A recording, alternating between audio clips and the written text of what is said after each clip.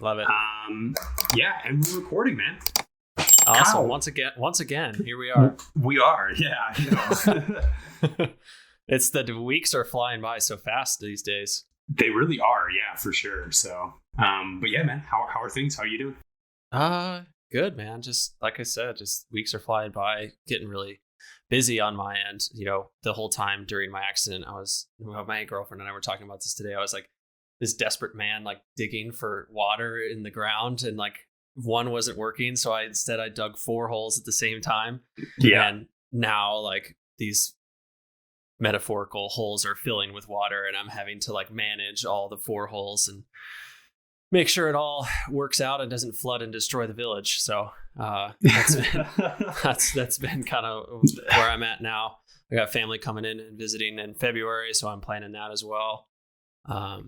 Yeah, just things are getting busy, and I'm getting more used to the American matrix, because I was like out of a job for like a year and a half. So getting back to work and everything is just a big pill to swallow.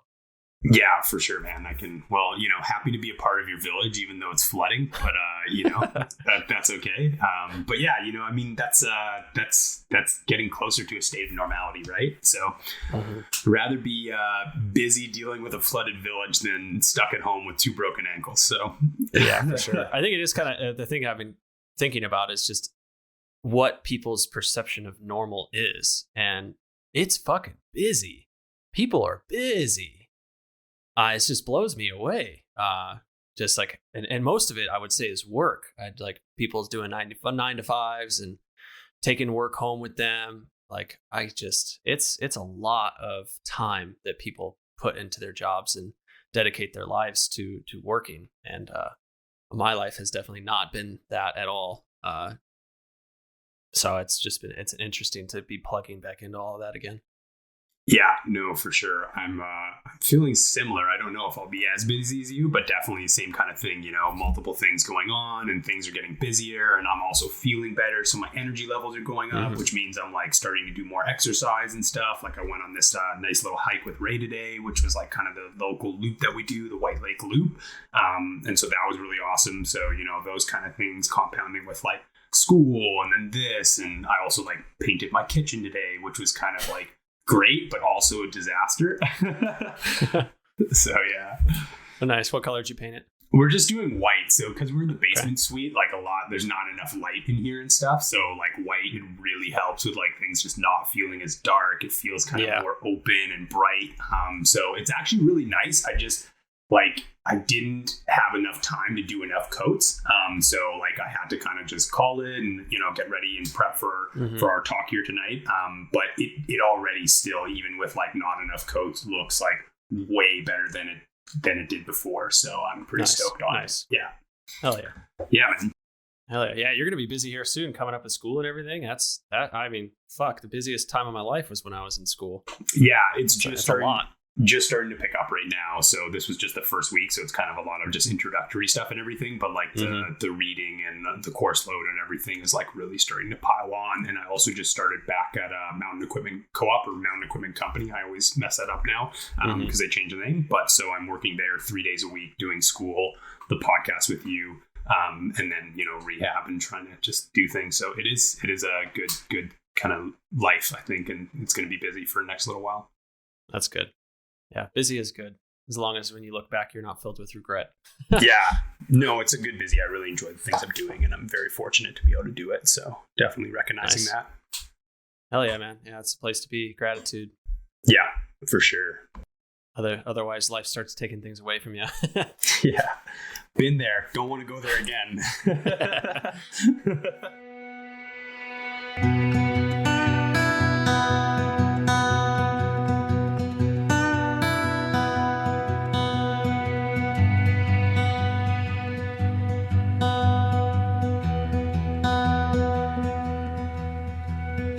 Okay, welcome back everybody to episode 7 of the Climbing Majority podcast.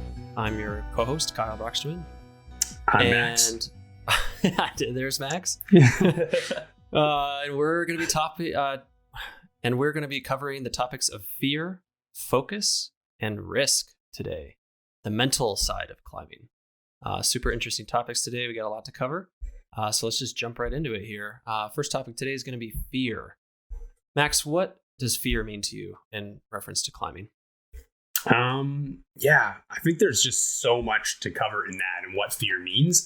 Particularly, I actually pulled out a quote from the book, The Rock Warrior's Way. And I think that this is a really, really great, kind of summary of what to deal with as a climber or someone who is leading. And so I'll just read this right now, which is: the warrior's philosophy derives from the uniquely demanding situation facing a soldier or a combatant, such as a samurai in a deadly duel. He or she must perform with absolute mastery and calm in the face of horrendous mortal danger. And I think that pretty much sums up really, really well. It's your capability to maintain calm and composure under situations of immense stress, and that I think that's what I think about when I think about fear. Yeah, I mean, I think it's an awesome analogy comparing. I mean, you're obviously not in battle with swords and guns, but sometimes it might feel that way. Yeah. But yeah, I mean, we'll talk about risk in a little bit, but I think that risk drives the fear sometimes. And it's something you have to manage because, yeah, it just plays a huge role in your performance and everything. So yeah, it's an awesome quote to kind of lead us into here. For me, in terms of fear, I just have a couple points jotted down here about what really causes the fear. First of all is the heights. I think some people can be just afraid of heights in general, and so that adds to the fear. Personally, I don't have an affliction with height. Do you? No, I don't at all. No vertigo or anything? No. I was just talking either. about this recently, actually, with my physio, Mitch, because he was saying, he's like, he is really into the outdoors and he went climbing once, but had like issues with like the vertigo and the heights. And I kind of jotted it down to, I think that when you have a really high level of competency and understanding, it really helps to alleviate those types of fears, like when you understand your system really well and how you are connected to the rock and the margin of error you have and the amount of redundancy you have in the system. And if your placements are really good, then that can really alleviate your feeling of like, oh, I'm gonna get flossed off this cliff, or I'm just gonna randomly fall and die. It's like, yeah, that's the interesting part to me. I never understood like people on the edge of a cliff like getting like scared that they might fall off. I'm like, is someone gonna push you off? Like, I don't really understand. They literally like, I don't trust my body not to keep me from falling off. And that was just like mind blowing to me. Yeah. I don't know if it sounds like, it's just, I've never really had that. I've always kind of felt like I've been in control of my body and what it does. But yeah, I guess sometimes it's kind of like you talked about before, kind of this like psychosomatic thing where your lack of understanding of kind of what to do in that kind of situation can almost kind of override your motor control and make you do kind of weird things. My girlfriend, she was a gymnast when she was younger, basically training for the Olympics. And she would have, in gymnastics, you're like standing on these tiny beams and doing these crazy things where you could like, if you do it wrong, you could break your neck, you could break your body. It's very precise movements and they require you to be like upside down and flipping around. And so before, you have to commit to something like that, there definitely was just a lot of fear built in to what she was doing. And she would just get these moments where all the neuromuscular pathways that she developed practicing just went away. And like no longer she couldn't control her body anymore because of the fear that built up. So just interesting that you can lose that sense of control if your fear gets too high. Yeah, super interesting. Another thing that can cause fear in climbing, I think this goes right in hand with what we were talking about, just not being in control. I think that's, for me, that was the number one cause of fear is, when you realize you're in over your head. You're above bad gear and you thought there was going to be better gear where you're at. The climbing is just suddenly harder. You can't really figure it out. And so you're just like, it's too close to the edge of almost falling. So fear creeps in for sure in those moments. Yeah, absolutely. And that leads to falling. I think people can be just afraid of falling in general, especially if you don't practice it. I personally, in the climbing gym, force myself to take lead falls on purpose in the gym just because of it's such a controlled environment. But yeah, if you're always avoiding it, it's going to be a source for fear for sure. Totally. Do you ever do you go ahead? So I was just thinking that like falling in itself is like a representation of a lack of control, right? Like, but you can kind of regain that control in, I think, just what you were talking about, where it's like if you can go to a really safe environment and practice falling, and you can kind of train your body neuromuscularly and also psychologically that, you know, this is actually an area where you're comfortable and you are in control of the fall and you know what's happening. You can kind of reprogram yourself to be you know, away from that fear and to be in control of that situation, if that makes sense. So to an extent, so many caveats and variables to that. Like, you know, like don't go practice falls, you know, on like trad. On a 5-7 on trad and like break both your ankles. Like, not that that's what I was doing, but obviously, like, you know, you want to find a really safe place, preferably a gym, really big overhang, really, really clean place to go take some falls, and you can do that properly. Yeah. On this note, I mean, I think that moving forward, I was always told that the best safety in trad gear is just not to fall. And I think I'm going to really like stick that into my Bible moving forward, because I kind of did, but I let go of that philosophy right towards the end and right when I fell. And to me, it's not worth it anymore. I'm just going to like do everything I possibly can not to fall at all times. I think you can fall on trad gear. It depends on like the median and the rock and stuff. Like I've whipped a whole bunch on cams, and I've even intentionally gone like in a couple like I've done different like workshops and stuff at like Skaha Bluffs with this guy Ian, who's like, and other various people who are like just very long time climbers and expert climbers, I would say. And you know, like you can go set up like a piece that you're interested in falling on and like back it up. So there's like two like really bomber cams. Even you could even equalize it and make like a 2-piece or a 3-piece anchor, like, you know, a couple feet under it. So like if your piece pulled, you know, you're like 100% getting caught. And this once again goes back to that, like that in a safe place, right? And I think you can learn to fall on gear in a comfortable way. But I do agree with you, if you're like climbing moderates or you're out, you know, and there's like hazards and you're far away, like, you know, or the same thing, like, you know, you don't have these really, really clean falls. You really want to be super cognitive and conscious of what you're doing and not just taking random falls on things, because it can end very poorly in bad places. I mean, that's the thing. Like, almost all the things can go wrong when you fall. And so every time you do fall, you're just opening that door to the possibility of these things happening. So I think, for me, the safest thing moving forward is just to try to minimize that door opening at all. But like you bring up a great point, you know, if you're setting up a system where you've got a backup and you're just like yarding on that trad just for the sake of learning, like that's totally acceptable and totally fine. And that's something I would be comfortable doing as well. I definitely am more talking about like adventure climbing and like being outdoors and backpacking and stuff like that. Yeah, totally, for sure. Back to more fear, just being run out in general. I think that everyone has a threshold for how run out they're comfortable being, and it also depends on your skill level and what terrain you're on. You know, a lot of factors go out there in terms of your confidence level. Some people I think might not be comfortable running it out at all, and they've got, you know, strict kind of distances that they accept. This is a particular one for me that I won't be leaning into as much, because I never really got scared running it. I would just kind of run it out for the thrill of it. So I won't be doing that anymore. Other than that, bad gear, small gear, or poor gear knowledge can cause fear. I think that education is key. Just, you know, make sure you're climbing above gear that you are educated with, and the fear shouldn't really creep in too much if you're in control once again. Yeah, I think it really boils down to competency, right? Like, you don't want to have just like high confidence and low competence. You know, like the more competent you are in these things, you know, you can alleviate some of those fears. So, you know, like we could pick rockfall. Like if you don't assess the route, the hazard, know like the rock quality or how much rockfall happens, you haven't talked to anybody or gotten any beta on the route or anything, and you look down the whole time climbing, well, like you might be super scared of rockfall because you have a very low competence in rockfall, particularly on that climb. But if you know the route, you know the overhead hazards, you've climbed it a whole bunch, you know that there's no loose rocks, that, you know, you keep going all these things, your competence is really, really high in that particular climb or that particular area, then you can really alleviate some of that fear. And I think, right, it's the same thing with any of those. Mm-hmm. It's you want a really high competency. Yeah.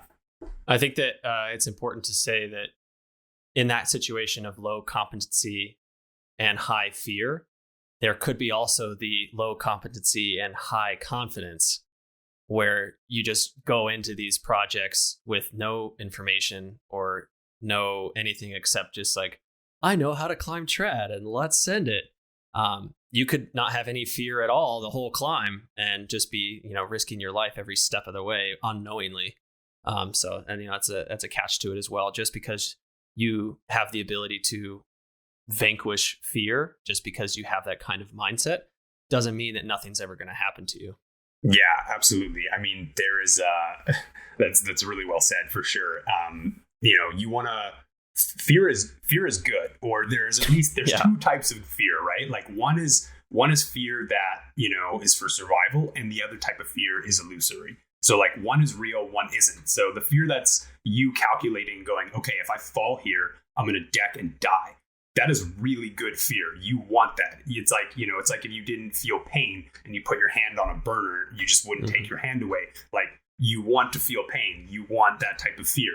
But the type of fear that's like, okay, I'm on an overhead section, there's like 2 bolts in and I'm super safe and I could take whips on this all day, but yet I'm terrified to reach for the next hold. Like, that fear is not serving you well. It's not helping you climb well. It's actually doing the opposite of helping you reach your goal, which is, whatever, topping out or anything. So it's really important to be able to distinguish between those two types of fear. Mm-hmm. I think that's a great point, because it also kind of leads into the two types of risk. I believe there's actual risk and then perceived risk, and they kind of go hand in hand. The thing about the risk is that with education and knowledge, I think that you can assess the actual risk that you are currently in versus guessing or not knowing at all. I think that it's clearly just an education piece. If you are well understanding of your gear and you really know what's going on every step of the way, you're going to understand what amount of risk that you're exposed to. And that number is going to constantly be changing. And you need to be able to kind of monitor what you're comfortable being exposed to. And that comes from the education of your surroundings and your own personal gear and your experience. Because when you start to lose that, you start to make guessing games about kind of how much risk you either have. And I think that people can either lean to have, I might have more risk than I have, so they don't do certain things, or they think they have less risk than they actually have, and they go after these things and get hurt or die. I totally agree. And just back to that, that aspect of confidence and competence, right? It's like you want that mortal fear. You want to feel that. You want to use that. You want to be able to kind of wrestle with that and challenge yourself and kind of lean into your fear. But that's not just like massive hubris and confidence with low competence. It's like when you have that high level of competence and you have analyzed the situation well and you can make good judgments, and then you can push yourself to those abilities and you can kind of wrestle with fear. But otherwise, if you're just going into these situations without that high level of competence and you're dealing with all these things Kyle just talked about, which is like you're super scared, so your judgment's gone downhill now, your motor control is going down, you're breathing heavy, you're over gripping, you're sweaty, a mistake is gonna happen, right? So like that's just and it's just so much more likely to happen if that competence isn't there. For sure. I think it's important to say just how much competence certain objectives require.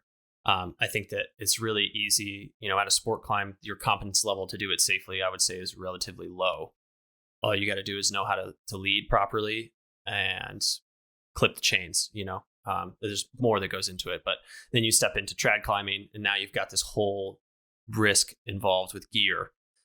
Maybe you're just at a trad crag and you don't have to worry about anything else except placing pro correctly. Then you talk about the mountains, and now we really start to get into like these really complicated endeavors. And I think that, guidebooks are available everywhere, and it'll tell you the route to get up Mount Whitney or other, these other climbs that have this like low grade. And so, you can climb 5'9", 5'10" trad at a crag and feel super confident and really think that you can take it into the mountains and it's just going to be the same deal. But there's a lot more that goes into it, and just have respect for the people that are doing it, and just take some time to really realize and think about what you're getting yourself into, and to do the homework. Because at least for me, it was really easy to just be like, let's go for it. You know, climbing's climbing. It doesn't really matter where you are. Yeah, for sure. All right, to wrap it up on fear, Max, you got a personal story for us? Most fearful moment, or a moment where fear played the biggest factor in your climbing career? Probably, besides obviously my injury, like the absolute scariest moment that I've ever experienced climbing.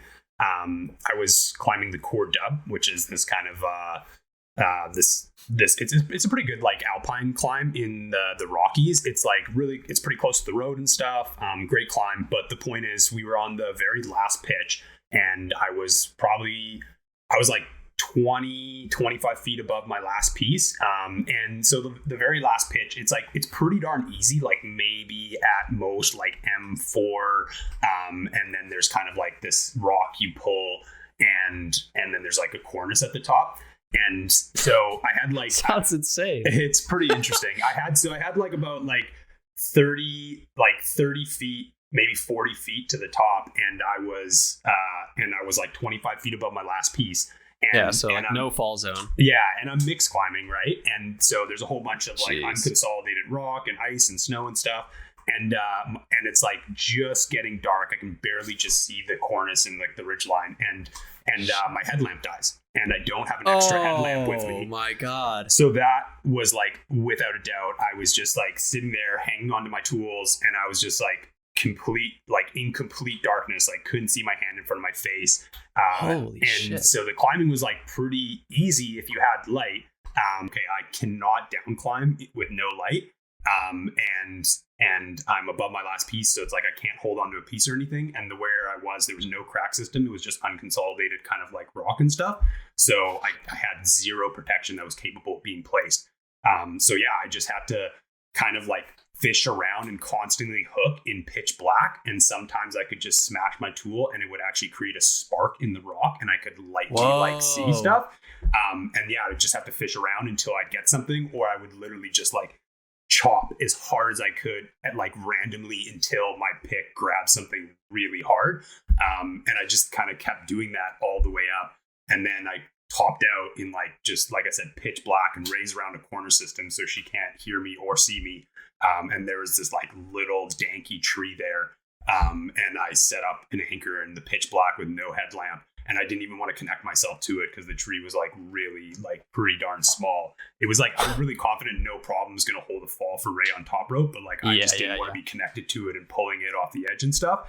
And then actually our rope, actually a rock fell on it in a crack system way lower down and got it caught. So Ray took like 45 minutes to turn the corner. So it was this whole ordeal, but that was the most scared I've ever been in my entire life. And I remember just seeing Ray and giving her like the biggest hug ever. And just like, by the time she had climbed us, and then we had like a 3.5 hour really technical walk off sharing one headlamp, which was like, that sucks just for anybody. If you want to go do like a sketchy walk off. What's one headlamp. What was your technique? Because my buddy and I developed one.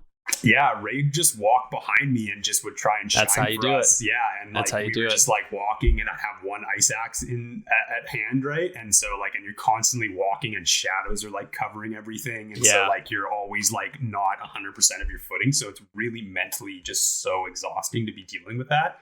But yeah, I mean, we eventually, got through all that and got back to the car, and then we just went to the A&W drive-through and just got like a mountain of A&W and went back to our place, and we're just like so fried.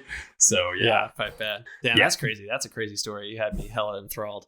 Yeah, no, it was a lot. So I mean, it sounds great and like an interesting story. I'm sure maybe some people listen to that and be like, "Wow, that's crazy," but like that's objectively terrible. Like, bring an extra headlamp with you. You never want to go through that. You know what I mean? Like, that was a really, really avoidable situation on my part. And so, like you live and you learn, but like very avoidable. Bring an extra headlamp with you. Yeah. Also, it seems like, I think this is the second time you've told me that you have been in a situation where you can't talk to Ray on a climb. Yeah. Sounds like you guys need some radios. Yeah. Radio honestly would have been super useful. I'm kind of against bringing a radio. I don't know why. Maybe What? It's just like some dumb thought of like alpinists like wouldn't bring a radio. It's too much weight or something. But I agree with you. Ray suggested that, and I was anti-radio. But yes, the last 2 times we would have been really awesome to have a radio and be able to communicate. Yeah, dude, I can't tell you how amazing it is. I bring them up. Any multi-pitch, I'll bring them up. I just like to if I want to talk to somebody about what's going on, I don't want it to be a screaming bout and like have the message delayed. I want to be like, hey, I got this cam, like maybe you guys can swap information and the other person can help the other person out. Like I want fluid conversation when I'm up on there. Yeah. I was climbing and stuff. I was like 60 meters away from Ray. There was like just pounding, howling wind, and it was like -10. So there's like the communication was impossible. Like even on a radio, I would have probably had a really hard time. Like just like literally hammering wind in your face. Jeez. Yeah. So, but like it still would have been better than nothing. If you guys want radios, I use Rocky Talkies. So we'll put a link in the bottom. You guys can check them out. Super awesome radios. I bring them up everything. Yeah, just check them out if you'd like. I think I'm going to have to check them out. Yeah. So it's just next topic. We're talking about how you can overcome fear. So I think there's lots of different things to go into here. I'll just go into some of my topics. So I think something that's so easy to overlook is breathing. And I'm sure I've heard lots of professional climbers personally say this, and I'm sure lots of people have heard this as well too, is like climbing is such a mental game, and it's so easy to overlook that aspect of like, oh, I'm trying to train hard, I'm trying to get stronger, trying to do everything. But like your mind needs to be trained as well too. And your mind can be trained. It's like a muscle, it's going to absorb that training. So I think proper breathing is something that's like really, really important to focus on, whether that's like at home or like on your climb. And so here are a couple of just interesting facts is that, proper breathing can dissipate fear, stress, and anxiety. It can bring your attention back to your body and the situation facing you rather than like, really panicking and your thoughts going everywhere. You're breathing really calmly and clearly. It's going to oxygenate your blood. It's going to keep the primary blood flow going to your muscles and not just like kind of retracting into your organs for survival. It's going to integrate you and connect you to your consciousness and your subconscious. So you're gonna be integrated and connected and in the moment. So I think those are just some really, really great points on just practicing breathing and using that and utilizing that as a skill for your climbing and to manage fear. I think that, awesome points here. And I think that breathing, practicing it all the time. I think that there's like this belief that some people have where, you start hiking and someone's breathing heavy, not like out of control, but breathing. People are like, oh, like he must be tired. People almost feel like they have to suppress their breath and like breathe quietly to act like they're not trying hard. And for me, when I hit the trail, I'm breathing right away, like big, purposeful, on purpose breaths that are audible. And, people are like, oh, you're out of shape. I'm like, no, I'm just breathing, Yeah.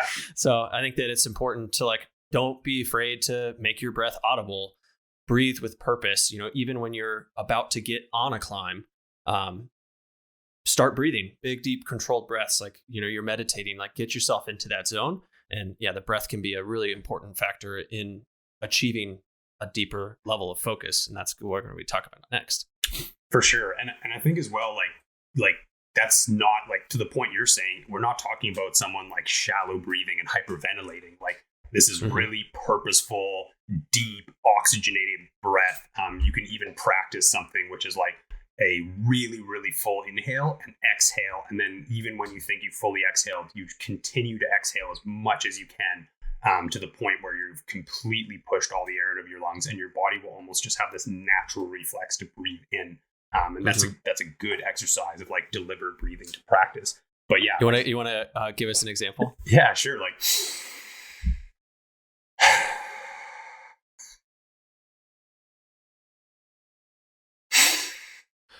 Nice. Like you just push, like it's like you think like a normal breath, you pushed it out, but like there's actually that extra little whatever 5-10% that you can really push back. Yeah. And like right now, like I feel my cheeks rosy, I feel good, my mind feels clear, focused. Yeah. You can also do the vacuum technique like that as well, a little bodybuilding. The vacuum thing. Oh yeah, with your chest. Yeah. You like let all the air out completely, and then you lift up your diaphragm and pull everything tight. It's pretty cool. Yeah, some people can do weird things with their diaphragm. Yeah, for sure. Yeah, I guess just overcoming fear, education. That's a huge one. Like we were talking about, Max, competence. Get competent on what you're trying to do, whether that's reading a book, going through a guide, reading articles on mountain project, going through forums, learning the weather patterns if you're doing a mountaineering objective. If you're going on something that's like outside of your comfort zone, you've never done it before, go with someone you trust and kind of treat them like a guide or a mentor, or hire a guide. Hire somebody that is a professional, that knows what they're doing and can just give you all the information, and it's safe and everything all up front. So I was kind of against this when I was going up. I was like, I can do it myself.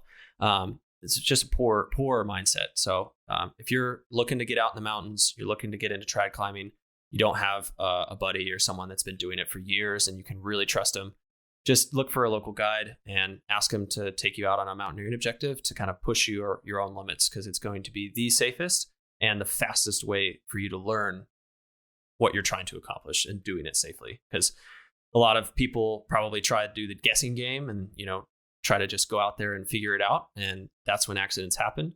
And that's when you might potentially injure yourself enough to never climb again. So it's just not worth it. I think that's such a great point, Kyle. And I just hammer this home one more time, is that I cannot put enough emphasis on just how amazing of an experience and days out you can have hiring a guide, and just the amount of knowledge you can absorb from them.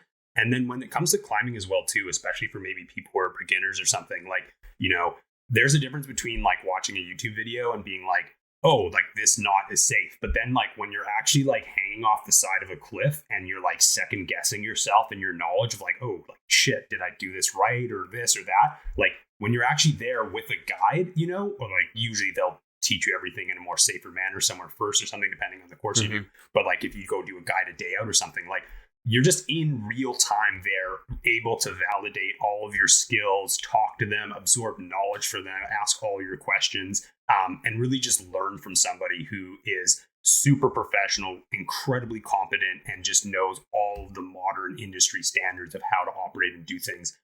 It's really just a confidence-inspiring experience. It's such a knowledge-based experience. And I could not say enough good things about going out and doing that for just increasing your competency. Really go do it. Nice. Yeah, that's awesome. I personally don't have an experience with it. So, I mean, go do it, Kyle. Definitely going to be doing it. I will say, that brings up an interesting point that I thought of. So in my experience, I've been around some professional climbers and guides kind of interacting in the same space. And there definitely, at least in my experience, seems to be some tension between guides and professional climbers. And it almost comes down to tension in the way they manage risk or the way they manage safety. Professional climbers definitely, from my experience, once again, tend to lean more towards the side of convenience and more risk. And guides lean more towards the side of less risk, less convenience, less speed. And it's been an interesting paradox to see the two of them kind of interact with each other, because the professional climbers, they're still doing everything safely, but they might just not have the same amount of safety margin. So something I've been told before, when you're learning kind of something new and you want to test the limits of kind of what you can get away with, it's better to know everything so that you can back off from that full amount of knowledge rather than starting from nothing and failing your way all the way to having a full amount of knowledge. Does that make sense? Is that a good enough analogy? Yeah, no, totally. I think so. Yeah, just like absorbing all that knowledge, knowing the full gambit of like safety, risk management, so that you can then use that knowledge to either add on more risk or add more convenience now that you know how to do that properly, rather than just kind of going into it and just accepting more risk just trying to figure it out, basically. Yeah. And I think, climbing is such a spectrum in anything you do. You could get 10 people together and have a whatever contest or something about building an anchor. And ultimately, everybody can do that in their own different way. And no one's going to be right over another person as long as they all adhere to whatever you want to go, like serene or proper principles of actually doing that. But the difference is some might be more efficient than others. Some might be stronger than others in certain situations. You can go through the list, but that doesn't necessarily mean one is right over the other. It just depends what's right for you. And also your skills are only as good as how confident and competent you are with them. Right. So I think there is just such a spectrum like that. And, like Kyle's pointing out, maybe as a pro who's done this 35 million times and you're just super quick and good at doing this and it's safe and you're good to do that. That might be a really good solution, and it might be a good solution for a really confident climber as well too. But if you're a beginner and you're really second guessing yourself, does this master point need 2 lockers opposing or 1 locker and 1 nod locker? Don't second guess yourself. Maybe just choose the safer situation. And then like Kyle said, you have that spectrum, and then you can build that efficiency into there by refining your skill and your knowledge set, right? Yeah. If you only know one anchor, only know how to build one, 3-point equalized anchor, that might get you really far. But once you're going to be in a situation where that anchor is not going to work anymore, you're going to be entering into that fear zone again. For sure. I think a good thing for dealing with fear, and this could really depend in a lot of different situations. But I think practicing deliberate speech would be a really good one. I think the amount of times that I have self-sabotaged myself just showing up to a climb and being like, oh, I'm not that good of a climber, I'm not going to be able to do that or do this, and so I think that just sets yourself up for failure. And that's we're talking about fear more in a sense of pushing your climbing ability or something like that, right? And once again, the caveat to this is always about, if you're going to lean into your fear, you need to have high competence before you're going into the high confidence. So anything I'm talking about has that caveat to it. But I think if you are going to lean into your fear, practicing deliberate speech would be a really, really good thing. Using active words, not passive words, direct your words in an efficient way. You can even speak in questions, which is what can I do to support my climbing ability right now? Or what is the greatest thing that I can do to increase my competence right now? Just speaking in questions, and then you can answer that question, and it usually yields a pretty good answer, in my opinion. Nice. Yeah, it's funny. I've got the complete opposite problem. I am overconfident when I come up to a climb. I'm always thinking about the things I can do, and that comes with its gambit of problems as well. The overconfidence without the competency. So beware of that as well. Yeah, for sure. Just another thing I wrote in my notes here. So since we were talking about fear or mitigating fear, assess the route, assess the fall consequences, assess your abilities and skills. Take responsibility and commit or bail. And then I have a quote here, which is just show respect for the gift of life. Climbing is dangerous. Be honest with yourself. You can't lie or cheat to rock. Ego will destroy your potential and rot your mind. So, I think those principles of what I said at the beginning, which is, assess the route, assess the fall consequences, and assess your abilities, and then take responsibility and be honest. Don't just think, I can't climb this, there's a really dangerous fall there, so you're not confident, and then just go for it anyways, that hubris and acting like that. Maybe it's going to work out for some people. Maybe it's going to work out for you that day. But in the long run, that is a really poor way to approach something, and you're probably going to end up with with shattered calcaneus. Yeah, exactly. There you go. You're going to end up like Kyle and I. You're going to. So I do just have one last thing here. Let's rip it. Which is another thing. So just another thing in my notes here, which was safety, comfort, and security are subjective states. So by increasing our understanding of the world, we can begin to expand our comfort zones. So to stay vibrant, you need to engage in life and take risks. We need to take risks and avoid injury at all costs. So you want to take risks, you want to lean into your fear, but we're just hammering this point home of like, that only applies when you have a high level of competence and you're taking responsibility for your skills and assessing the situation well and accurately. Yep. You can be stoked as much as you want. It's not going to help you stay safe. No, absolutely not.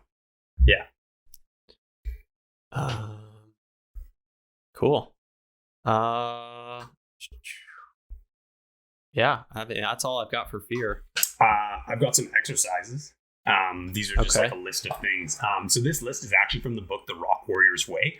I would highly recommend reading this. Anybody who's looking to focus on the mental game of climbing or anything like that. It is a really, really great book, really great resource. I even think that if you are just looking to focus on your mental game for sport specifically, or even just in life, I think it's actually a really great book. So I can't say enough good things about that. But this list of exercises that he goes into to kind of talk about like dealing with fear, here goes. So the first one was, set intentions for your climbing, your climb, or your training. That's really important. Like if you're going to approach a climb, set an intention for that. Like I want to climb this climb. I want to be in control. I want to feel good. I want to top out. I want to move well. I want to control my fear, like whatever your intentions are, but just set that at the bottom of your climb. And probably I want to be safe should also be one of those. Well, manage risk. Yeah, we'll toss that one in there. Take it from the two guys with broken ankles. Use visualization. So I think the power of visualization is a really, really big one. And I think that also goes back to that like intended intention and also like the intended speech, right? Of like not self-sabotaging yourself and saying like, I suck. Like visualize yourself being safe, climbing well, climbing confidently, breathing well, not over gripping, all of these things, use the power of visualization.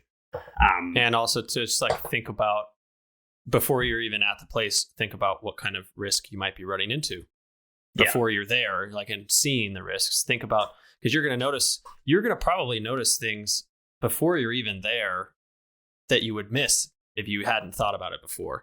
Yeah, absolutely. Next thing was practice meditation, both on and off the rock. I can't say it enough. I think meditation is a really great tool, although I'm like the biggest hypocrite because I keep trying to meditate more, but end up not doing it. But it really does make a difference in your life, whether that's like, thinking about your self-worth, feeling better, being more calm and at peace with the world. And it definitely translates into your sports for sure. Another one was, he talks about this thing called the stop principle. So essentially, if you catch yourself doing a really bad habit, actually take a second, stop. You can even vocalize and say stop if you want to, and then change it. Stop doing that habit. And what that is going to do is it's essentially like teaching yourself that it's not your subconscious that is doing that it's your conscious, and that you are in control. You are in control and capable of changing that habit. So whether that's you're climbing and you're feeling tired and you just want to grab a quick draw, even though there's a really like easy, good, clean fall, like just stop, change that habit, move on, do something different. And that actually goes really well into the next one, which was delay and dissociate. So, if you are doing a really bad habit with climbing, and we'll go back to this quick draw, you want to grab the quick draw, even though, there's a really clean fall. So this is once again with that caveat of clean fall. You want to grab that quick draw, delay that bad habit. So maybe adjust your position, move again, do something. You're just trying to break the like compulsion to just quickly do that. You're training your body to do something different. So you're delaying it. And then you can dissociate by, instead of, let's say, just grabbing it and saying, take, do a couple more extra moves, stop for a second, ask your partner maybe to give out a bit of slack, and then you can take a really big fall and practice a fall. So you're dissociating from that bad habit. So you're training your body to delay, do something different, and then dissociating it from it. So it's like you're trying to remove that bad habit, from your instinct, essentially. Cool. Yeah, great points. breathing deliberately. Describing the route was another one he talks about. And so he was saying, like, you and your partner, like, describe the route together. And, you might be like, oh, that's a really bad crimp and really this. And then your partner might have a totally different description, right? And so you'll kind of find out, like, how you're describing things, like, poorly, or making them up to be, like, harder than they are or worse than they are, and not setting yourself up for success. Next one, stop using self-limiting talk. That's a good one. Like, I suck, this is scary, I can't do this. That's really important to not do as well. Imagine the process, which I think is kind of just another way of saying visualization, but the same thing. And then the last one here was practice falling safely. Let's just emphasize the safely part to that. Yeah. I mean, the safest place to do it is in a gym. Yeah.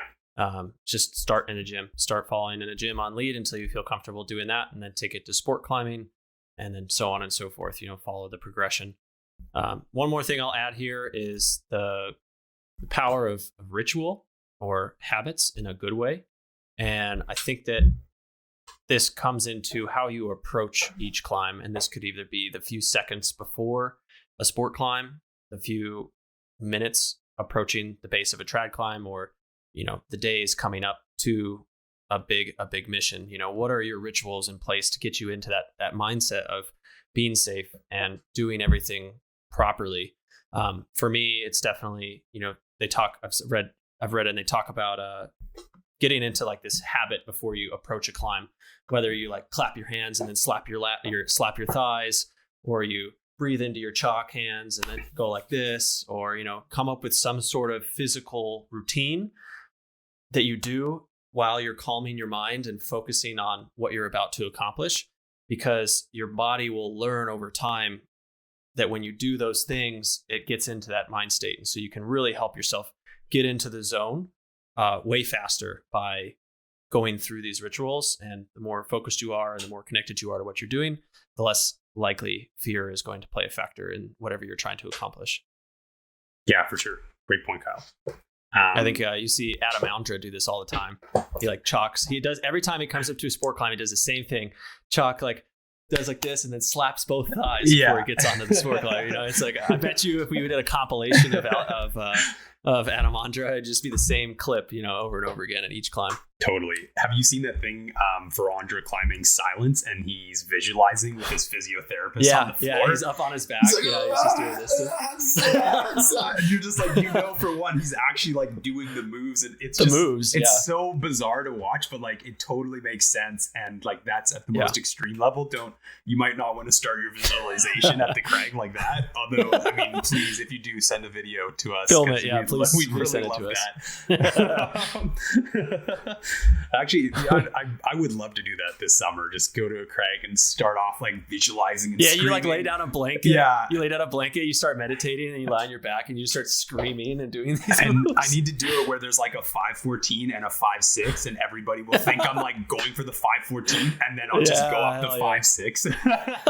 That's like, I really think we got a good video to do there for sure. That's YouTube gold right here, man. You got to come down and we got to do that. I think so. Yeah, that'd be great. What's next on the agenda here? Focus. Focus is an interesting topic for me. I feel like I have a deep connection to focus. I've been recently semi-diagnosed with ADHD, and they now describe it as not a lack of attention, but too much attention on like one thing. And so I definitely think that has been playing into my climbing a lot. I get into focus super quick and easily. I can like tune everything out really fast. I've been told multiple times, like, I'm 10 feet off the ground and my belayer is trying to say something to me and I won't respond. Like, I literally don't hear them. And so it's definitely played a huge role in my life in climbing. Focus has, at least. I've definitely like experienced blackout focus. Some people refer to it as like just deep into a flow state, where you're so enthralled and so absorbed in whatever activity that you're doing, whether that's meditating or yoga. Definitely, I think it shows itself up a lot in physical activities. And I definitely can tap into this very quickly in climbing. It's one of the reasons why I think I like climbing so much. is because of this kind of flow state that I can get into. Yeah, it's just, it's amazing. So and just absorbed in kind of what's going on. And yeah, I've used it a lot to remove fear from the equation. But again, like we just talked about before, there's all this other stuff that goes into it. You can't just kind of like banish fear and just send it, because you need to have all these other pieces to the puzzle to make sure you're safe if you're wrong.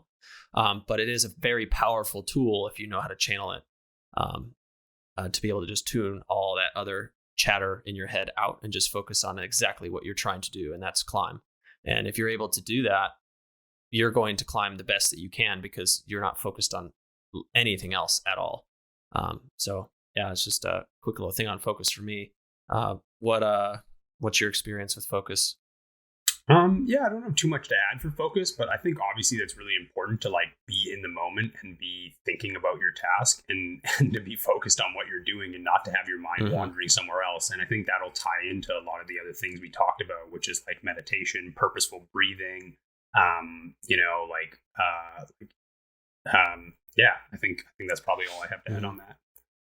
I think especially on lead, I think that a lot of times you can be just scared of falling in general. And, we've talked about ways to combat that. But to me, the most effective tool I've used to avoid fear is the focus. I literally just try to focus on what I'm doing. And if a fall comes, it comes, and it becomes to me as a surprise. It's like my foot blows or something like that. Rather than it just kind of being this drawn out process. Obviously, there are some exceptions, but yeah, just try to channel focus, find it in your life, find it through meditation, find your flow state. You can do this while you're working at a job. I've felt this serving tables before when I was doing fine dining serving. You just get into this flow state where just like time is no longer relevant anymore. Time can go by super fast. People might be talking to you and you won't hear them. Like that deep level of focus is something that you should try to find in your life if you have not found it so far. So yeah, chase after that. One little quick story about focus is Dean Potter. He had a base jump in this cave. I think it was in Mexico, where his chute was damp, and he knew this before he jumped, and he just jumped anyway. But what he didn't know is that his chute was. So how I understand it is, if your chute's all the way dry, that's how you're supposed to do it, and it'll work. If your chute's damp, but evenly damp, it will still work. But if it's damp and it's skewed to like more than one side on the other, that's when it starts to cause complications. And so that's what happened to him. He saw that it was damp. He thought the whole thing was damp, and then he jumped. And then right away, the chute malfunctioned. And he was like in this free fall state with his chute, spinning around, and a static line had been rigged on the cave down to the base so that you could jug back out. And in this conundrum of him free falling with this broken parachute, he's able to shut everything else out and see the static line, grab it with his hands. And he's about 300 feet off the ground here, basically at full free fall with the parachute, grabs onto the rope and is able to slow himself down so that he lands standing. He like totally destroyed his hands and like had like muscle burns and everything. But like that story to me was just mind blowing, that someone can tap into that focus so much that you can spot a static cord, through all this mayhem and grab onto it and have the focus to pull something out like that off. It's just superhuman. And just like a huge, memento to him and what he did throughout his entire life. I think that he probably was the king of flow state, and just being in that zone, being able to tune everything else out. And, he was able to achieve some amazing things because of it. Yeah. And I think for the listeners, preferably don't enter your flow state fucking up base jumping for the first time. But yeah, I mean, that's the thing. Like, Dean Potter had been practicing entering that state all the time. For sure. You can listen to videos about him talking about it. He definitely talks about this like mental state that he enters. And yeah, it's definitely something that's really cool and intrigues me. Yeah, he's a pretty unbelievable individual. I think our next topic is risk and risk management. Yep. And so I got another thing here, just from my notes to talk about, which is actually this TED Talk with Will Gad, and he talks about risk and risk management. And so for anybody who doesn't know, Will Gad is like a world-renowned ice climber, adventurer, Red Bull athlete, pretty amazing guy. He's also married to, I think they're married, maybe not, but like Sarah Hunneken, and she's an amazing athlete as well too, to go check out.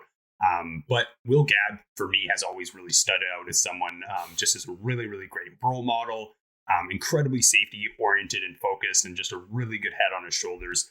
And so he has what he calls his 3 rules for risk management. And so the first one was hazard recognition. So, do you have the skills to navigate the environment you're in? And so I think that's something that's just so important, to just be honest with yourself and to just know that, right? Like, if you can't avoid hazards you can't recognize.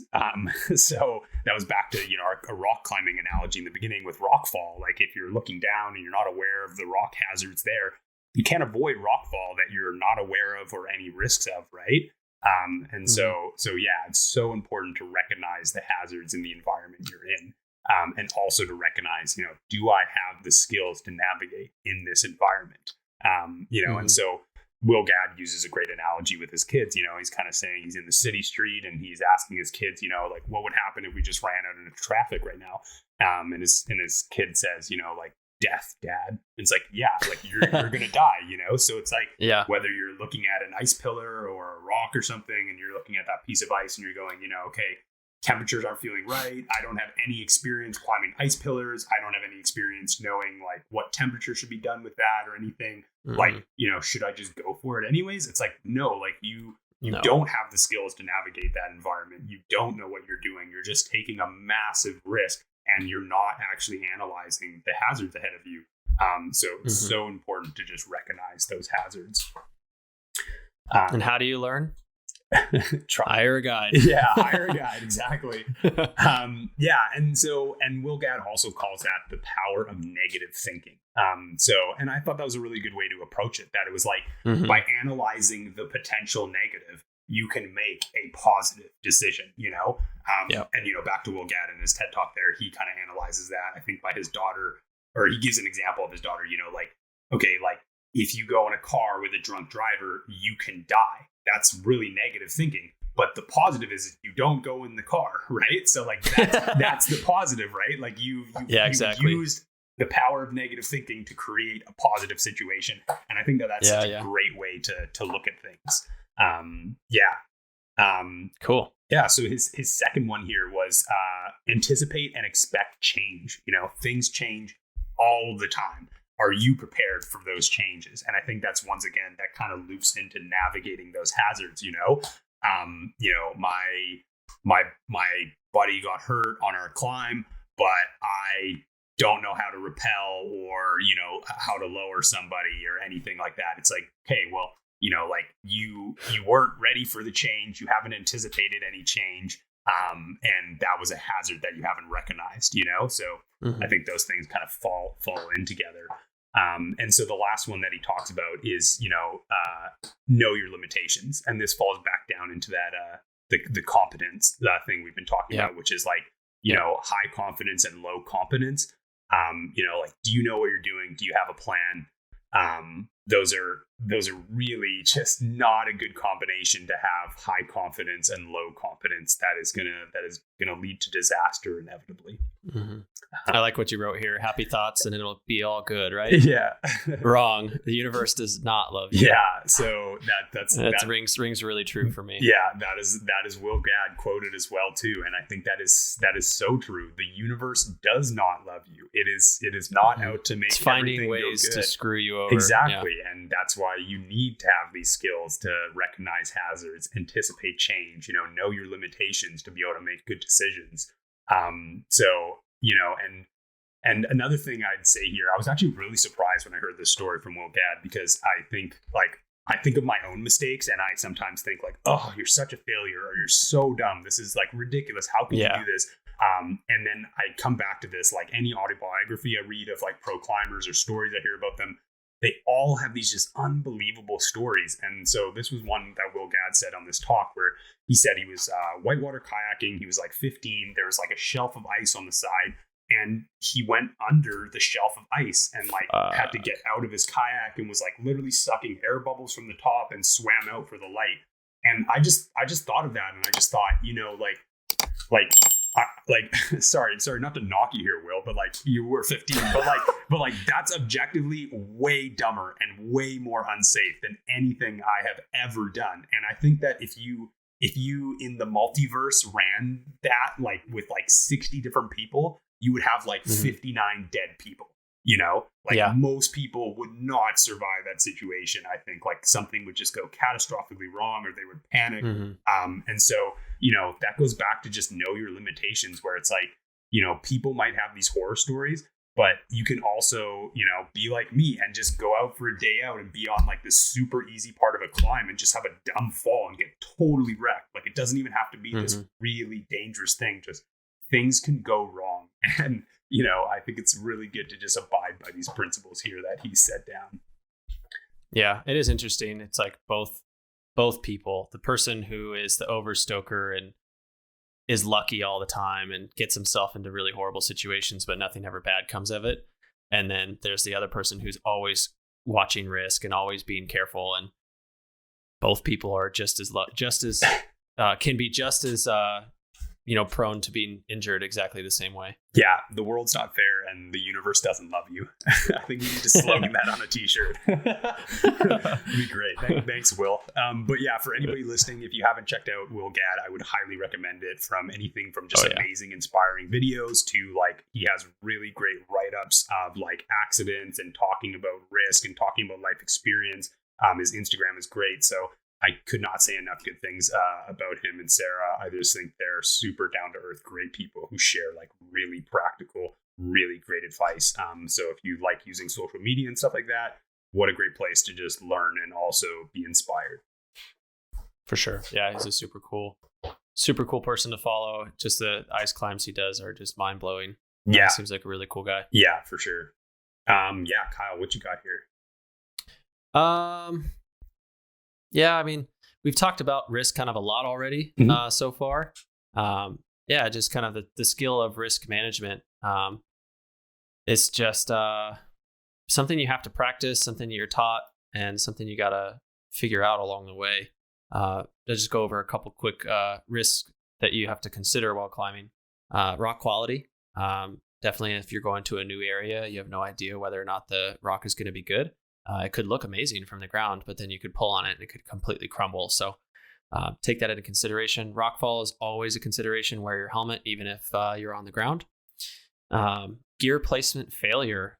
So this is a big one for me. Yeah, I mean, the gear placements can be bad. You can think they're really good and then they fail. You know, knowing that your gear placement's good and knowing that to your soul, I still think is kind of a guessing game sometimes. I think that you never really know to 100%. Do you think you agree, Max? Do you think like... I think it depends. I think you can guess to enough certainty. So like, let's say the average leader fall is like 5 kilonewtons. You could round that up to, let's say 7 just to be safe. And then you could say, okay, my cam can pull, like if you had a DMM 0.3 Dragon, it can pull 14 kilonewtons before it breaks. You could put that deep in like massive granite. And you could probably, with a pretty high degree of certainty, say, like, if it was like tight, good constriction, granite, perfect placement, that like this cam is 100% going to pull 10 kilonewtons. And there's no way that my fall is going to produce that. So that much. I think, but that, once again, this comes down to competence, you know?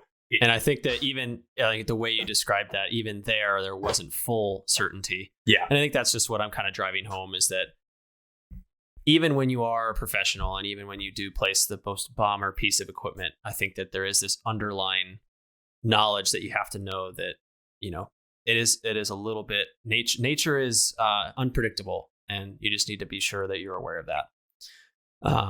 Weather, super unpredictable. For sure. Weather over time. weather over time, over several days, and how it can change. Not just how the morning's doing. The professionals don't even know what the weather's doing, so how you gotta really figure that out. I don't have a lot of experience kind of reading weather. I've lived in San Diego my whole life, so I just walk outside and it's sunny every day. The more and more I spent time in the mountains, the more I realized that I had to actually kind of think ahead and plan objectives around the weather. You can't just walk out and expect it to be good. I did this with like Ray's family, this navigation course with this guy, Evan. He's a ACMG guide in Squamish. I think his name's Evan Beatty. I could be wrong about the last name. Sorry, Evan. But on Instagram, his handle is Zenith Mountain Guides. Super, super nice guy. Really great. Had such an amazing course with him. Could not say enough great things about this guy. But yeah, the course was based on like navigation and stuff. And so we did like a night of Zoom stuff. And he really took us through like how he will approach a climb, how to create like a good GPX track, how to like read, assess the weather, all these different things. It was a really, really amazing course. And it was so eye-opening about how to approach the logistics and planning into trips. And so that's another thing of like getting these interesting courses catered by guides and stuff like that just, increase your IQ like that much more, that are so useful. But a really great thing was this website called SpotX. And you can actually pick and pull regions at altitudes and stuff like that. And it gives you just these unbelievable detailed breakdowns of like weather, precipitation, snowfall, condensation, wind, projected temperatures, bulb, which is like, I can't even remember what it was, something to do about like the dew point and stuff. But like just all these really, really great information, And so, I think that just boils back down to, hire a guide. I can't say it enough. Hire a guide. Spot X, you said? We'll put that in the description. Yeah, it was really, really great. Really great thing to read weather for sure. Cool. Other than that, your climbing ability compared to the attempted climb. If you're climbing something that's above your on-site level, something that's above your red point level, it's just going to add risk to the equation. And I think that risk management is just that, understanding how much risk you're taking on throughout all these different aspects and how much you're willing to accept and how much is unacceptable. So you've got to take into account all this different stuff. You listen to my accident, I added way too much risk that day, the new partner, the new area, the new climbing above my on-site level, no helmet, it's just like too many things added up to this moment. Other than that, it's just like I mentioned, climbing partner relationship. If you're climbing with a new partner, don't go and climb your hardest route you've ever tried to climb, just take the time to learn how you're climbing with that partner. Just not only for your sake, but for theirs too. I felt bad for Nate that day because I got him into a horrible situation that, with someone he didn't know. And he was awesome about it. And I can't thank him enough, but I think it's just better for everybody. If you end up getting yourself into some sort of traumatic accident, it's much better to be with people that and that you can trust and everything. It doesn't always work out like it did with me. The random guy you met on like your website just like bails on you exactly. when you're injured. So like, fuck this, I got out of dinner with my girlfriend by 5. I'm so sorry, dude. Just leaves you there like crippled. Yeah, exactly. A big one. Making sure you have enough gear. Do competency, do the research, make sure you've got enough gear and the right gear. Can't drive that home enough. Just because you've got a double rack of BD cams does not mean you're prepared for every climb in the universe. Double rack of all fours. Just there are lots of different kinds of climbing equipment out there. Big ones are offset cams, totems. These are crucial equipment, especially for California granite, with flared cracks and pin scars. So just, you got to know what you need for the climb you're trying to attempt, and err on the side of caution. Bring more gear rather than less if you're uncertain. It's just a big thing when you're building your rack. Diversify. Don't just buy one kind of cam, for 5 years. Try different cams out. Try DMM, try Totem, try Vitolius, try BD. Try these different cams to see which ones you like and how they're placed different, so you have a better understanding of what to use for what kind of different rock, because it's all going to differ. Do you know how to bail? That's a risk assessment. What is the escape route? How do you get off the climb? Think about the way down, because it can get pretty complicated even on just, some basic trad multi-pitches. So really understanding how to get down, your rappelling efficiency, how to do it safely. Like Max's situation, make sure you have headlamp or extra batteries, just being prepared. Another risk, managing runouts and assessing placement quality. I think we kind of talked this a little bit already. Just, you are going to accept more risk if you do a run out, and just make sure that if you're doing it, the other aspects of the entire risk equation aren't also peaking. Don't run it out if you've above bad gear. Don't run it out if it's a new climb and you're not really certain what you're doing. There's a lot of stuff. So just manage that risk. Knowing when to say no, knowing when to turn around. I think it's a big one. Our ego can play such a big role in our climbing, and we put all this time into getting to the place to climb. We've bought all this gear, we've bought the plane ticket, or, you got your friends to the climb that you're trying to go to, and then something's just not right, or the weather's bad, or you were underprepared on something that you weren't ready for. Don't just send it anyway because you've spent all this time in preparation to get there. Say no and turn around and live another day to come back at it again. Yeah. Last thing is cell service. I think it's just something to get into your head.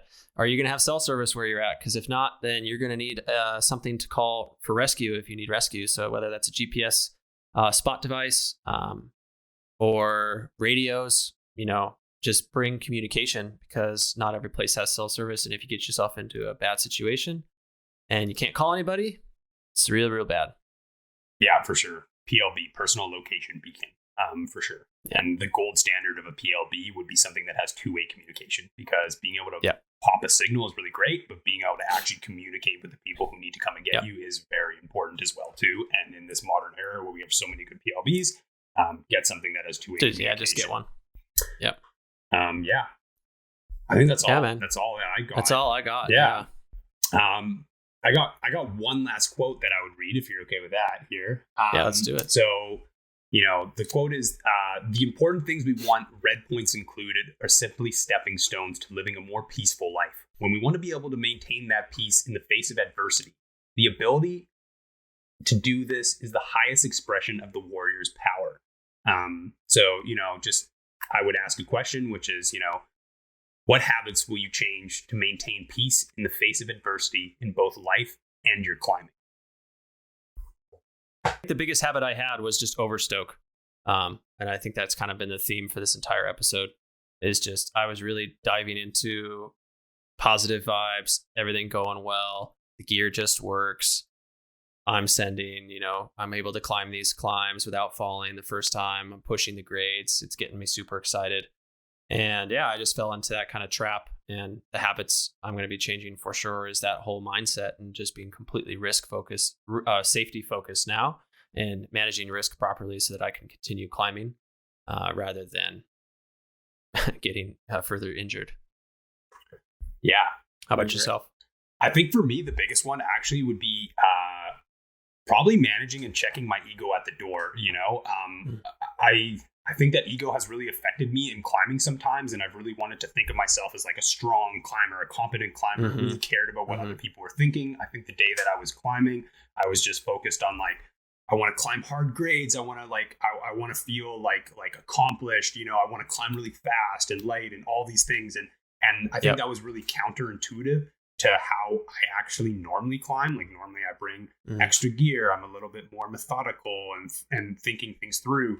And so I think I really just want to check my ego at the door, and I need to climb for me. Like the purpose of climbing is for me to be better than I was the previous day before, not to compare myself to other people. That is not that's the habit I need to change. And actively working on that. Yeah. Not wrapping up your self-worth into how hard you climb. Yeah, absolutely. For sure. That was a big thing for me too. It's really easy to have that be a huge source of motivation and energy and happiness. Is like, did X and X for this send, and like I risked it a little bit and it felt really great. I'm so sick, I'm a sick climber because I can climb these grades, and it doesn't serve you in the long run. To take Max and me for an example on that one. For sure. Awesome. Thanks so much, everyone, for listening. Today's topic, obviously, was fear, focus, and risk management. We really appreciate everybody and the views and listening and being a part of our community. Today, we just want to end with a question. And so that would be the same question that Kyle and I just asked ourselves. What habits will you change to maintain peace in the face of adversity in both life and your climbing? We'd really love if you would answer that question and connect with us. You can send us an email at the Climb Pool. We'll have the link in the description, or contact us on social media. We would really love to hear from you and engage with you. So thanks so much, everybody, for tuning in.